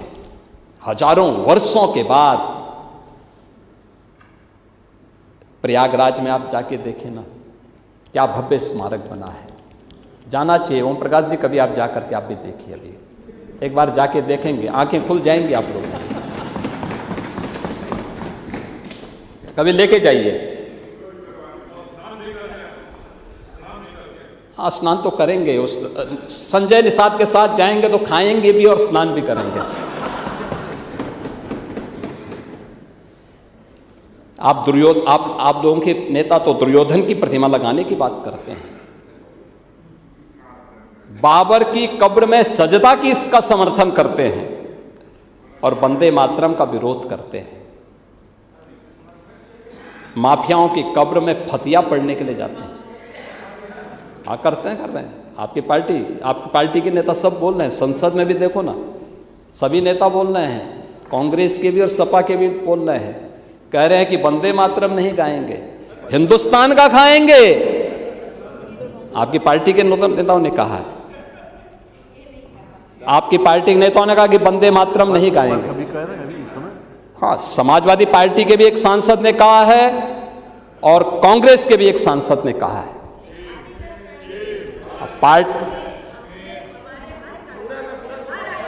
हाँ, अच्छा, धन्यवाद अगर आप कर रहे हैं तो मैं अभिनंदन करता हूं। वंदे मातरम का पूरा समर्थन पार्टी में ये लागू होना चाहिए। जैसे हम कह सकते हैं कि भारतीय जनता पार्टी के हर कार्यक्रम में वंदे मातरम का कोई अपमान नहीं कर सकता है, ऐसे कांग्रेस को भी डंके की चोट पे कहना चाहिए और जो व्यक्ति वंदे मातरम का विरोध करता है कान पकड़ करके उसको धक्का देकर के बाहर करना चाहिए। समाजवादी पार्टी को भी इस बात की घोषणा करनी चाहिए कि राष्ट्रगीत जिसको 150 वर्ष हो रहे हैं, वंदे मातरम का जो विरोध करेगा वो वहीं जाए जहां पर उसको ये विरोध के स्वर दिखाई देते हों। हिंदुस्तान की धरती पे तो नहीं उसको रहने का कोई अधिकार मिलना चाहिए और मुझे लगता है हर उस भारतीय को इसका वो करना चाहिए। माफियाओं की कब्र में फतिया पढ़े जाते हैं। कौन लोग थे वो? राम मंदिर अयोध्या का विरोध होता है, काशी विश्वनाथ धाम का विरोध किया गया, मथुरा वृंदावन के विकास का विरोध किया गया, तुष्टीकरण की पराकाष्ठा किस हद तक जन्माष्टमी के पर्वों को थाने और जेलों में रोक दिया गया। एक ही तो पर्व था जो जेल में मनाया जाता था, समाजवादी पार्टी के समय में उस पर रोक लगा दी गई।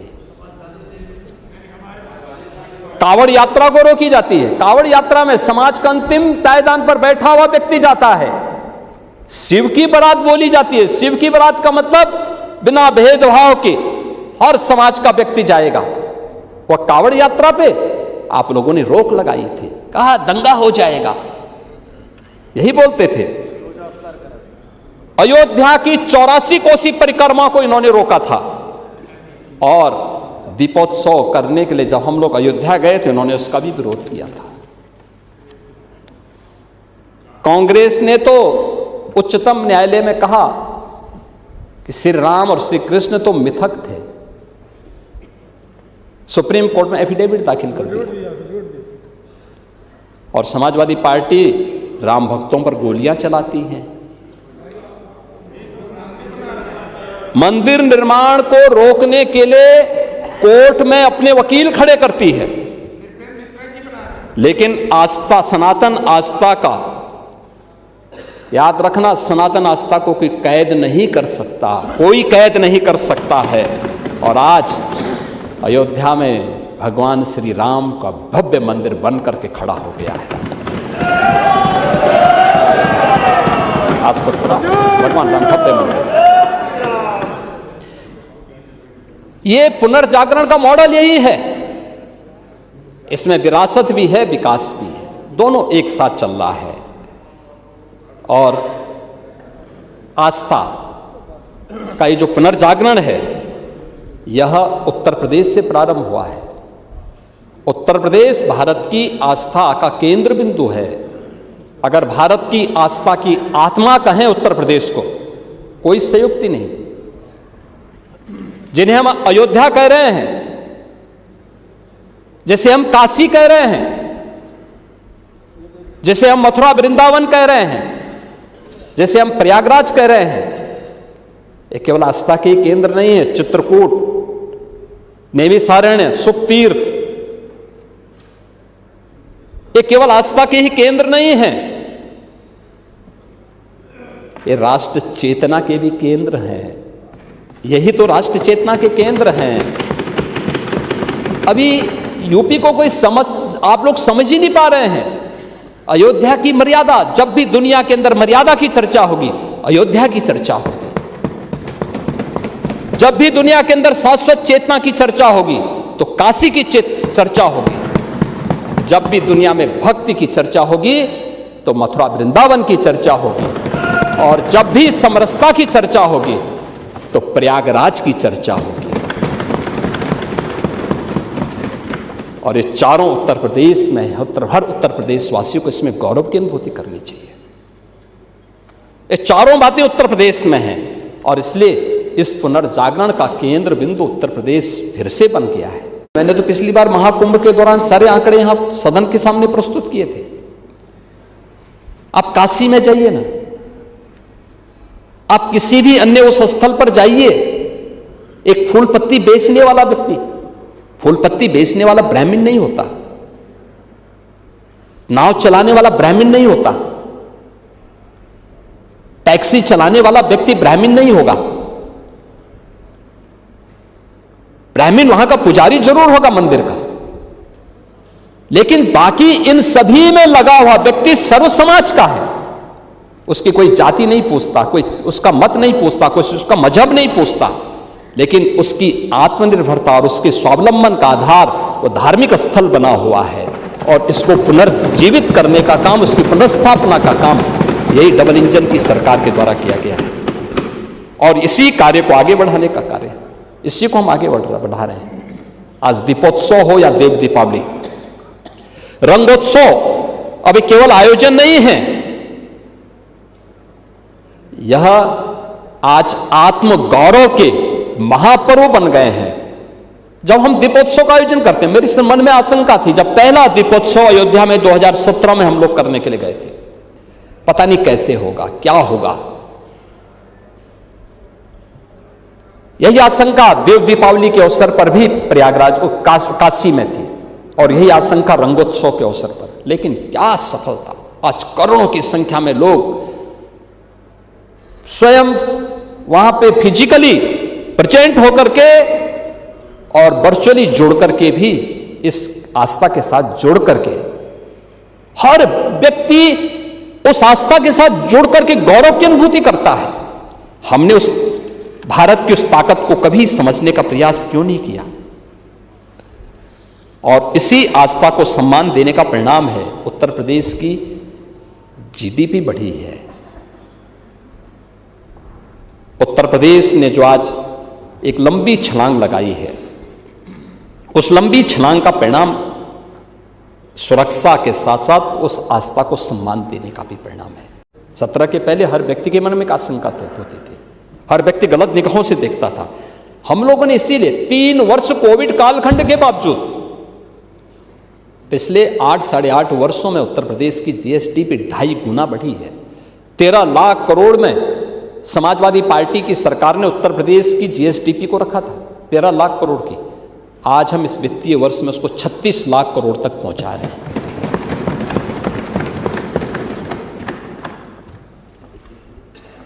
देश की जीडीपी में यूपी का जो हिस्सा था मात्र 8% रह गया था, आज वो 9.5% तक उत्तर प्रदेश पहुंचा रहा है। पर कैपिटा इनकम को हम लगभग 3 गुना करने में सफल हुए हैं। और फिजिकल डेफिसिट को, अभी इस पे चर्चा होगी, 3% से कम हम लोग करने में सफल हुए हैं। हमने टैक्स चोरी को रोका है, रेवेन्यू लीकेजेज को पूरी सख्ती से नियंत्रित किया है। कि टैक्स चोरी को रोकना, रेवेन्यू लीकेजेज पे पूरी तरह लगाम लगाना, ये भ्रष्टाचार पर ही सरकार का प्रहार है। ये प्रहार है। पारदर्शी राजस्व संग्रह और जनता पर बिना कोई अतिरिक्त टैक्स लगाए 9 वर्षों से सरकार चल रही, कोई टैक्स नहीं। और फिर भी हम लोग प्रदेश के अंदर हर एक सेक्टर में हम लोगों ने वित्तीय अनुशासन को बनाए रखते हुए इस कार्यक्रम को बेहतर तरीके से आगे बढ़ाने में सफलता प्राप्त की है। आज यूपी का जो पैसा जमा होता है, आपके समय में 100 में से केवल 43 पैसा यूपी में खर्च होता था। आज 61 से 62 पैसा यूपी के अंदर खर्च हो रहा है। यूपी के अंदर बैंकर्स यहाँ का पैसा बाहर नहीं ले जाएंगे, बल्कि यूपी के अंदर ही ये पैसा खर्च होगा। यह भी मॉडल आज यूपी ने दिया है। और अब यूपी के अंदर मजबूत लॉ एंड ऑर्डर की स्थिति, यूपी के अंदर stability, single window system, e governance और डिजिटल कॉम्प्लायंस ने यहाँ पर यूपी के अंदर एक मजबूत विश्वास न केवल यूपी के नागरिकों में बल्कि बैंकर्स के मन में भी और वैश्विक निवेशकों के मन में भी इसको मजबूती के साथ आगे बढ़ाया है। क्या देश किसानों के श्रम से और कारीगरों की सृजनशीलता से खड़ा हुआ है। एक कारीगर वही है जो एमएसएमई सेक्टर में काम करता है। ग्राम स्वराज हमारी पहचान थी। हर गांव आत्मनिर्भर था। उसकी निर्भरता किसी सरकार और किसी सत्ता के भरोसे नहीं थी। किसान खुशहाल था। औपनिवेशिक कालखंड में हमारे किसान जो पहले उत्पादक थे उसको उपभोक्ता बनाया और आपने उसको कर्जदाता बनाया। ये पाप कांग्रेस और सपा ने किया है कि अन्नदाता किसान को कर्जदाता बना दिया, अन्नदाता को कर्जदाता बना दिया। आपने जो हमारा उद्यमी था, जो कारीगर था, कारीगर ही उद्यमी था, उद्यमी को निराश कर दिया, हताश कर दिया, पलायन करने के लिए मजबूर कर दिया। हमारा जो व्यापारी था, जो उत्तर से दक्षिण, पूरब से पश्चिम पूरे देश को जोड़ने का सेतु था, उसको भयभीत कर दिया। परिणाम क्या था? चारों ओर हताशा निराशा थी। किसान आत्महत्या कर रहा था। एमएसएमई सेक्टर बंदी के कगार पर था। अव्यवस्था और अराजकता की स्थिति थी। उत्तर प्रदेश के बारे में लोगों की धारणा खराब हो चुकी थी। और पिछले 8-9 वर्षों के अंदर किसानों के बारे में जो कहा गया, जो किया गया, उत्तर प्रदेश आज अपनी स्पष्ट कृषि नीति के कारण आज जिस डबल स्पीड से चल रही है, पहले लागत ज्यादा थी, उत्पादन कम था, बिचौलिए उसमें हावी थे। आज लागत कम, उत्पादन ज्यादा है। किसान को डीबीटी के माध्यम से मीडिएटर को हटा करके उसकी उपज का दाम सरकार उपलब्ध करवा रही है। और विकास की इस यात्रा में हम लोगों ने फिर से अन्नदाता को जोड़ने का काम किया है। कृषि को इनकम बेस्ड और वैल्यू एडिशन मॉडल के साथ जोड़ा है। उत्तर प्रदेश में कृषि विकास की दर 8-8.5% से बढ़ा करके अब 18% अकेले उत्तर प्रदेश उसको तय कर रहा है।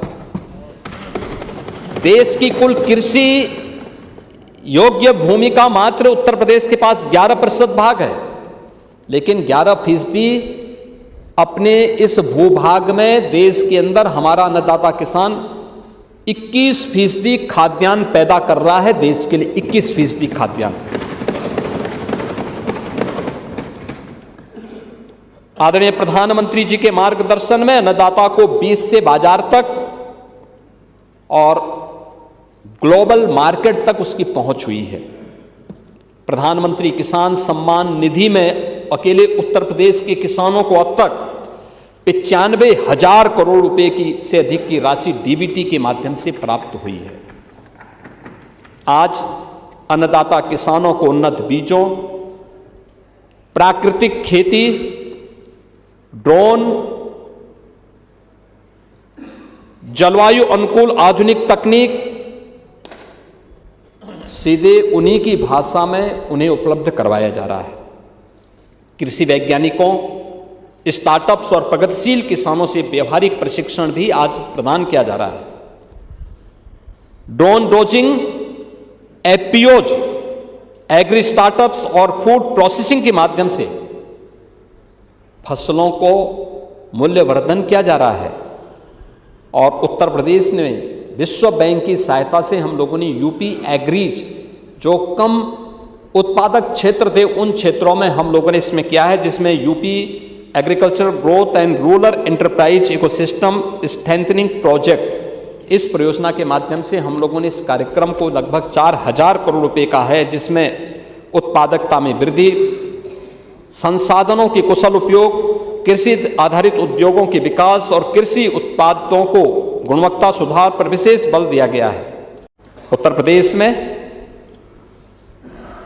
लगभग 16 लाख निराश्रित गोवंश को सरकार के संरक्षण में आज संरक्षित किया गया है। 3 प्रकार की स्कीम चल रही हैं और उत्तर प्रदेश पहला राज्य है। प्रति गौवंश 1500 रुपये हर महीने गाय के लिए उत्तर प्रदेश सरकार उपलब्ध करवाती है। क्लाइमेट स्मार्ट खेती और मिलेट्स का श्री अन्न का विस्तार भी उत्तर प्रदेश के अंदर तेजी के साथ बढ़ा है।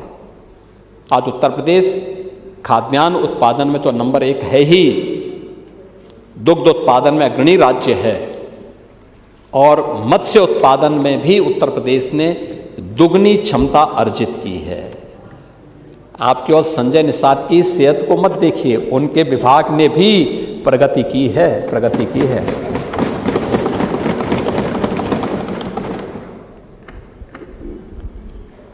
गन्ना, देश के अंदर कुल गन्ना उत्पादन का 55% आज के दिन पे उत्तर प्रदेश कर रहा है उत्पादन, देश के अंदर नंबर 1। 2000 से लेकर 2017 तक कुल 2,14,000 गन्ना मूल्य का भुगतान हुआ था, 2,14,000 करोड़ का। और पिछले 8 साढ़े 8 वर्ष के अंदर 3,05,000 करोड़ रुपए का गन्ना मूल्य का भुगतान गन्ना किसानों के खाते में गया है, यानी लगभग 90,000 करोड़ रुपए से अधिक की धनराशि आधे समय में, यानी 17 वर्ष में जितना दिया गया था उससे भी 90,000 अधिक धनराशि हम लोगों ने अन्नदाता किसानों के खाते में सीधे दिया है। 122 चीनी मिलों का संचालन हो रहा है और अब 400 रुपया प्रति कुंटल गन्ना मूल्य का भुगतान भी हम कर रहे हैं। इथेनॉल का प्रोडक्शन 41 करोड़ लीटर होता था आपके समय में, अब 182 करोड़ लीटर हो रहा है, देश के अंदर नंबर 1 पर। इथेनॉल ब्लेंडेड पेट्रोल प्रोग्राम में शुगर इथेनॉल सेक्टर को एश्योर्ड कैश फ्लो सेक्टर बना दिया है, यानी अन्नदाता किसान एक चीनी मिल को एश्योर्ड वायर फास्टर पेमेंट इसके माध्यम से वह सुनिश्चित कर रहा है। और इसीलिए सरकार ने तय किया है,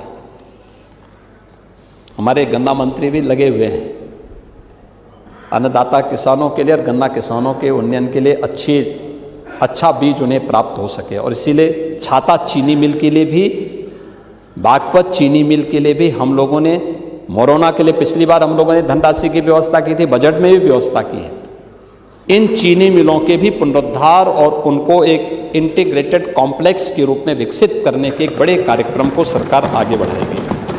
प्रदेश के अंदर 89 कृषि विज्ञान केंद्र संचालित हो रहे हैं। एक कृषि विज्ञान केंद्र में 6 से 7 कृषि वैज्ञानिक अलग अलग सेक्टर के, वो एग्रीकल्चर का भी है, हॉर्टिकल्चर का भी है, वेटनरी का भी है, अलग अलग उससे वेजिटेबल का भी है, उन सभी और आज के दिन पे 89 ऐसे केंद्र कृषि विज्ञान केंद्र प्रदेश के अंदर संचालित हो रहे हैं। कुछ सेंटर ऑफ एक्सीलेंस भी चल रहे हैं।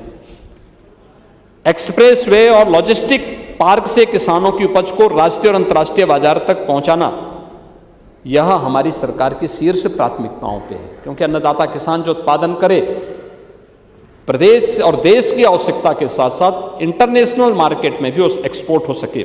इसके लिए कृषि value chain, storage, processing, cold chain, इन सबको भी व्यापक पैमाने पे आगे बढ़ाने का काम हो रहा है। हर खेत को पानी नहरों और पाइपलाइन के माध्यम से, माइक्रो इरिगेशन के माध्यम से 31 बड़ी सिंचाई परियोजनाओं को पूर्ण किया गया है। किसानों की सिंचाई के लिए आपने देखा होगा कि जितने निजी नलकूप थे उनको हमने फ्री में बिजली की व्यवस्था की है, और इस बार ट्यूब जो नलकूप चल रहे हैं उनके लिए भी हम लोगों ने, जो डीजल से संचालित होते हैं उनके लिए भी व्यवस्था की है। कुशीनगर में महात्मा बुद्ध के नाम पर कृषि विश्वविद्यालय की स्थापना का कार्य, और लखनऊ में भारत रत्न चौधरी चरण सिंह जी के नाम पर सीड पार्क के निर्माण का कार्य यहाँ पर प्रारंभ हुआ है। डिजिटल इकोसिस्टम और कोऑपरेटिव के माध्यम से एग्री इकोसिस्टम को सशक्त किया है, और डिजिटल गवर्नेंस ई-केसीसी पोर्टल में ऋण स्वीकृति के समय को भी 3 से 4 सप्ताह से घटा करके अब 5 मिनट करने में सफलता प्राप्त की है। ओडीओपी, यह उत्तर प्रदेश की, जो आप उत्तर प्रदेश के कारीगर और हस्तशिल्पियों की आप बात कर रहे हैं, ये उत्तर प्रदेश की उसी एमएसएमई सेक्टर के लिए उसकी ब्रांडिंग का एक माध्यम बना है, जिसको प्रधानमंत्री जी लोकल तो ग्लोबल की बात करते हैं, ये उसी का माध्यम बना है। और आज इसी का परिणाम है कि इसकी पैकेजिंग, इसकी मार्केटिंग, इसकी ब्रांडिंग, इसको आगे बढ़ाने में हमें सफलता प्राप्त हुई है। और अब हमारे हस्तशिल्पी और कारीगरों के द्वारा जो प्रोडक्ट यूपी के अंदर बनाए जाते हैं, उनमें 77 ऐसे प्रोडक्ट हैं जिन्हें जीआई टैग प्राप्त हुआ है। यानी अब वैश्विक ग्लोबल मार्केट में उनको अपनी सर्टिफिकेशन की आवश्यकता नहीं पड़ेगी, वे वहां जाएंगे, आराम से वहां बिक सकते हैं, वहां पे कोई समस्या उनके लिए नहीं है। और हम लोगों ने इस बार इसको और तेज करने के लिए 1 डिस्ट्रिक्ट 1 कुजीन की भी घोषणा की है। 1 डिस्ट्रिक्ट 1 कुजीन, हर जिले का एक विशिष्ट भोज, और उसको भी इस दिशा में आगे बढ़ाने का काम किया है। उत्तर प्रदेश 96 लाख एमएसएमई यूनिट को संचालित कर रहा है। इनमें 3 करोड़ 11 लाख लोग काम कर रहे हैं। पांडे जी, कोरोना कालखंड में जो लोग अन्य राज्यों में काम कर रहे थे, आज उसमें से ज़्यादातर लोग यूपी के अंदर ही एमएसएमई यूनिट में काम कर रहे हैं। अब ये बाहर कम जा रहे हैं, यूपी में ज़्यादा कर रहे हैं। और उन सभी को हम लोगों ने यूपी बॉर्डर से उनके गांव तक पहुंचाने के लिए बस की सेवा प्रदान की थी। लॉकडाउन में भी क्वारंटीन के दौरान 1 महीने के लिए पूरा राशन की व्यवस्था की, और उसके बाद फिर राशन कार्ड बना करके उनको फ्री में राशन की सुविधा के साथ जोड़ा। एमएसएमई सेक्टर में ये सर्वाधिक रोजगार, कृषि के बाद सर्वाधिक रोजगार देने वाला सेक्टर है यूपी के अंदर। लेकिन एमएसएमई सेक्टर को आपकी सरकार के समय में, समाजवादी पार्टी की सरकार के समय में एक प्रकार से मृतसा कर दिया गया था। एकदम ना उनके पास डिजाइन थी, ना उनके पास टेक्नोलॉजी थी, ना उनकी कोई ब्रांडिंग होती थी, ना गवर्नमेंट से कोई सपोर्ट प्राप्त होता था। और उल्टा इंस्पेक्टर राज के नाते कहीं पॉल्यूशन कंट्रोल बोर्ड के लोग जाते थे, कहीं पे कोई और जाके प्रताड़ित करता था। आज हम लोगों ने उन सबको उससे मुक्त दे करके 1000 दिनों तक कोई भी एमएसएमई यूनिट लगाता है, कोई एनओसी की आवश्यकता नहीं, अपनी यूनिट लगाइए, चलाइए, 1000 दिनों तक औपचारिकताओं को पूर्ण करते रहिए। कहाँ भेदभाव है? आप कह रहे हैं भेदभाव कर दिया, कहाँ भेदभाव है? ये भेदभाव है क्या? ये भेदभाव नहीं है, ये तो सबका साथ और सबका विकास यही है। ये 96 लाख एमएसएमई यूनिट में जो 3 करोड़ 96 लाख 3 करोड़ 11 लाख व्यक्ति रोजगार प्राप्त कर रहा है, स्वावलंबन की स्थिति में और आत्मनिर्भरता की दिशा में आगे बढ़ा है। यही है सबका साथ, सबका विकास, सबका विश्वास और सबका प्रयास भी। उन सबका प्रयास होता है तब उत्तर प्रदेश देश की एक अग्रणी अर्थव्यवस्था के रूप में अपने आप को स्थापित करता है, तब उत्तर प्रदेश आगे बढ़ता है। रूल ऑफ लॉ विकास की गारंटी है, पहली गारंटी है। हर व्यक्ति को सुरक्षा चाहिए और सुरक्षा उसका अधिकार होना चाहिए। किसी भी कीमत पर हम उसको सुरक्षा देंगे। ये सरकार की गारंटी है। कानून के साथ किसी ने खिलवाड़ करने का प्रयास किया तो फिर उसको भी याद होगा कि कानून के साथ खिलवाड़ की कीमत क्या होती है। सरकार इसमें कोई समझौता नहीं कर सकती। उत्तर प्रदेश के 25 करोड़ लोगों के भविष्य के साथ खिलवाड़ करने की छूट नहीं देंगे किसी को भी, और इसलिए सरकार इस बात की गारंटी देती है। परिणाम क्या है? यूपी के अंदर अच्छा इंफ्रास्ट्रक्चर, एक्सप्रेसवे का जाल है, एयर कनेक्टिविटी तेजी के साथ बढ़ी है, इनलैंड वाटरवे अभी 22 फरवरी को आदरणीय प्रधानमंत्री जी के द्वारा देश की पहली रैपिड रेल दिल्ली से मेरठ के बीच में चलेगी, उसका उद्घाटन होने जा रहा है। याद करिए ना, आपके समय में मेरठ से दिल्ली की दूरी इसको तय करने में 3 से 4 घंटे लगते थे। आज ये डबल इंजन की सरकार ने 12 लेन के हाईवे के साथ जोड़ा है दिल्ली मेरठ को। 12 लेन, 12 लेन का रैपिड रेल से जुड़ने जा रहा है। 12 लेन का हाईवे हो या रैपिड रेल, मात्र 45 मिनट में दिल्ली के अंदर आ। हमने तो दूरी कम की है, ये दूरी तो आप ही ने बढ़ाई है, और आपकी पार्टी दूरी बढ़ाने में माहिर है। ये दूरी केवल एक कस्बे से दूसरे कस्बे के बीच ही नहीं, एक जाति से दूसरी जाति के बीच में भी, और भाई भाई में भी एक खाई को आपने चौड़ा किया है। 17 से पहले न कोई नीति थी, न सरकार की नीयत थी, न सुरक्षा थी, और असीम संभावनाओं के बावजूद भी उत्तर प्रदेश निवेश से वंचित रहता था। आज उत्तर प्रदेश में फेयरलेस बिजनेस है, ईज ऑफ डूइंग बिजनेस है, ट्रस्ट इन डूइंग बिजनेस है। आज उत्तर प्रदेश की नई पहचान बन चुकी है। आज उत्तर प्रदेश में हम लोगों ने उत्तर प्रदेश के अंदर SSS की गारंटी दे रखी है। सेफ्टी, स्टेबिलिटी और स्पीड का, ये तीनों उत्तर प्रदेश के अंदर है। सुरक्षा भी है, स्थिरता भी है और गति भी है। ये तीनों उत्तर प्रदेश के अंदर आज चल रही है। पॉलिसी पैरालिसिस से आज पॉलिसी स्टेबिलिटी की एक ऐतिहासिक यात्रा उत्तर प्रदेश ने तय किया है। 34 से अधिक हमारे पास सेक्टोरियल पॉलिसीज हैं। निवेश मित्र है, निवेश सारथी है, उद्यमी मित्र हैं। इसने उद्योगों की इस यात्रा के लिए एक सुगम, पारदर्शी और भरोसेमंद वातावरण को प्रदेश के अंदर तैयार किया है। आज ईज ऑफ डूइंग बिजनेस में आपके समय में यूपी 14वें स्थान पर था। आज देश के अंदर टॉप अचीवर के रूप में यूपी दमदारी के साथ खड़ा है।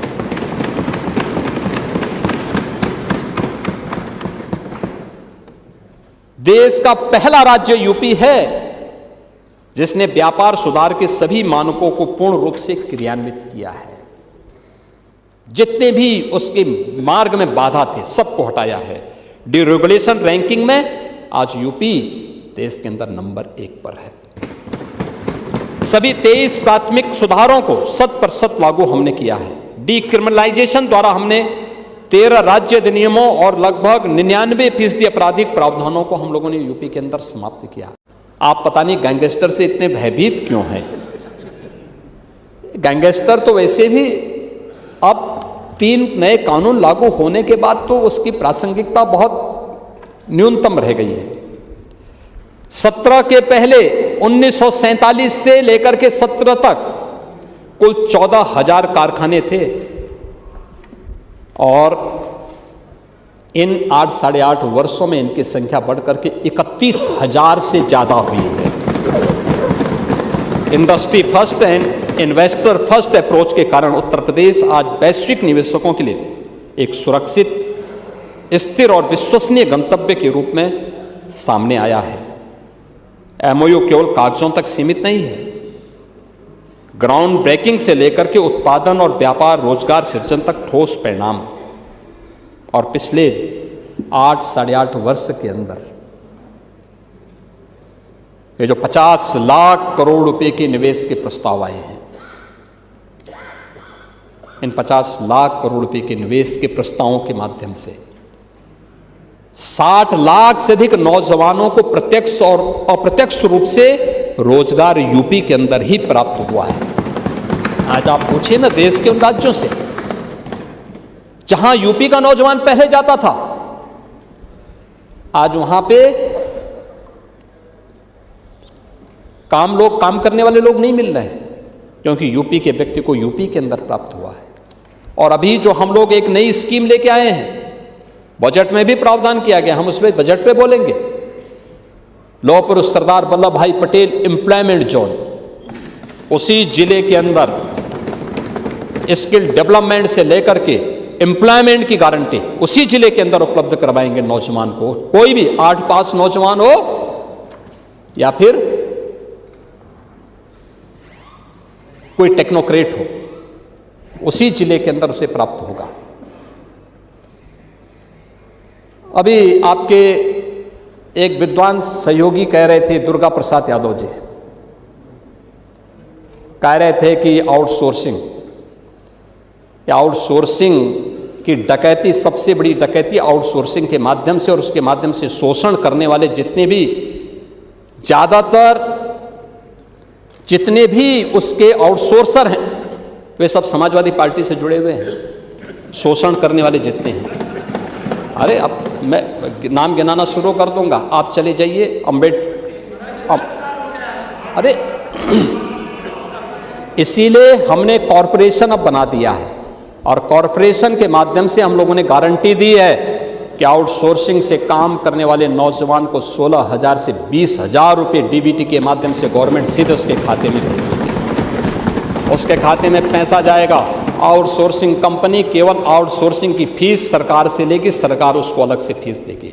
और शोषण अगर किसी ने किया, ब्लैक लिस्ट भी होगा और जेल भी जाएगा।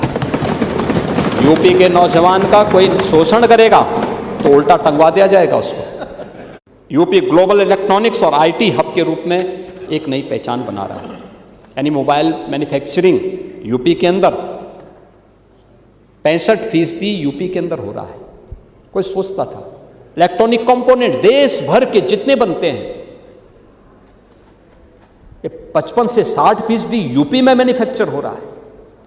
और उत्तर भारत की पहली फैब यूनिट सेमीकंडक्टर 1962 से देश प्रयास कर रहा था।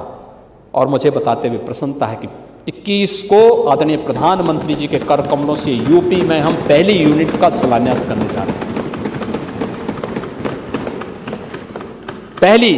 और इसीलिए मैंने कहा यूपी अब ट्रस्ट, ट्रांसफॉर्मेशन और टाइमली डिलीवरी का एक रोल मॉडल के रूप में अपनी एक नई पहचान को भी बनाया है। ये यूपी का एक नया मॉडल है।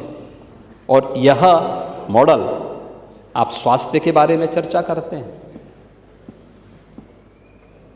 देखिए, हम हमेशा कहते हैं कि आप कोई भी बात बोल रहे हैं तो बोलने के पहले हम देखें तो रिजल्ट क्या है। आप लंबी चौड़ी बात करें और रिजल्ट कुछ ना आए, क्या फायदा है? क्या फायदा है? इंसेफ्लाइटिस की बीमारी में तो आपके जिले के भी बच्चे कालकलवित होते थे। और इंसेफ्लाइटिस का जो टेन्योर था पूरा आपने देखा होगा। 4 बार समाजवादी पार्टी की सरकार बनी, कभी उन बच्चों का हालचाल लेने के लिए कोई नहीं गया, कोई देखने के लिए नहीं गया। उपचार और उनकी सुविधा अलग बात है।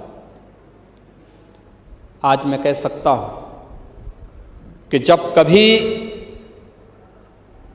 उन बच्चों को बचाने की बात आएगी तो वास्तव में ये श्रेय आदरणीय प्रधानमंत्री जी के डायनेमिक लीडरशिप के में यूपी गवर्नमेंट को प्राप्त होगा। ये बीजेपी और एनडीए की डबल इंजन सरकार को प्राप्त होगा कि इंसेफ्लाइटिस को हम लोगों ने वैसे ही मार डाला जैसे माफियाओं को हमने रौंद डाला है यूपी के अंदर। यानी ये सरकार ये सरकार केवल माफिया को ही नहीं रोकती है, ये मच्छर पैदा करने वाले, मच्छर से पैदा होने वाले उन बीमारियों को भी रौंदने का काम उसी क्रूरता के साथ करती है, और इंसेफ्लाइटिस उसका एक उदाहरण है।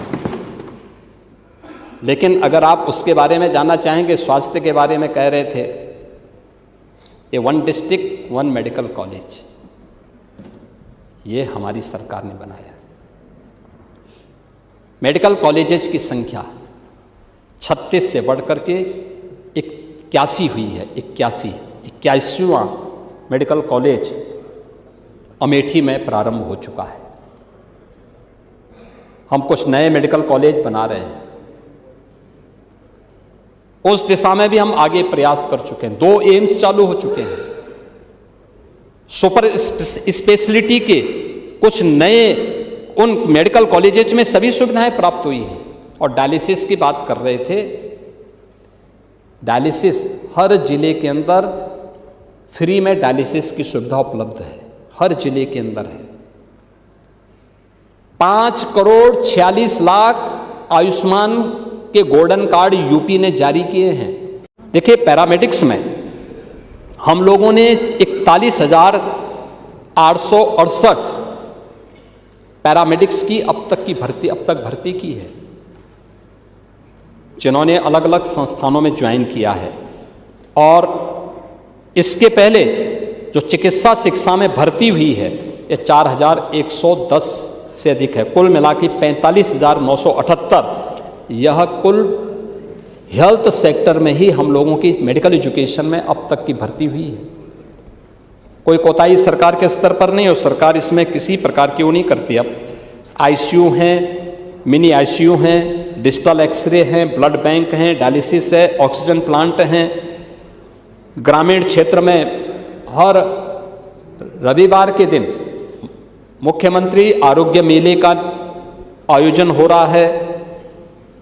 एम्बुलेंस के माध्यम से 108 और 102 की एम्बुलेंस के माध्यम से इन सेवाओं को और तेज आगे बढ़ाने का काम किया जा रहा है।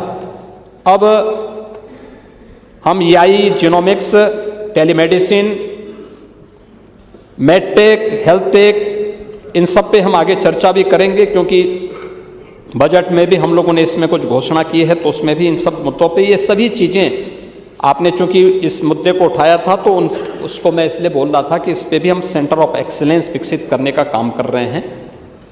इस सेक्टर में यूपी सबसे बड़ा मार्केट ही नहीं होगा, बल्कि फार्मा प्रोडक्शन का, फार्मा मैन्युफैक्चरिंग का भी एक केंद्र विकसित होगा। इसके लिए यूपी ने आज ललितपुर में एक फार्मा पार्क के निर्माण के कार्यक्रम को आगे बढ़ाया है। आपने देखा होगा, अभी हाल ही में हम लोगों ने फार्मा कॉन्क्लेव लखनऊ में किया था। देश भर के टॉप, दुनिया के जितने बड़े टॉप के फार्मा मैन्युफैक्चरिंग सेक्टर के जितने भी बड़े उद्यमी थे, वे सब लखनऊ आए थे। पहली बार, बहुत सारे लोग पहली बार लखनऊ आए थे।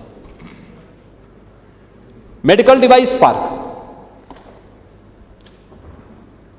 ये मेडिकल से जुड़ी हुई सभी चीजें सस्ते में और क्वालिटी के साथ उपलब्ध हो सके,